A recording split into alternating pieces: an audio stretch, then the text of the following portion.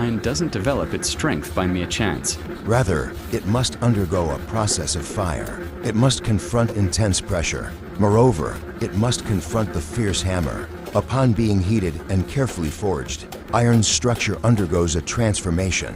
Weaknesses are eliminated, while strength is embedded deep within.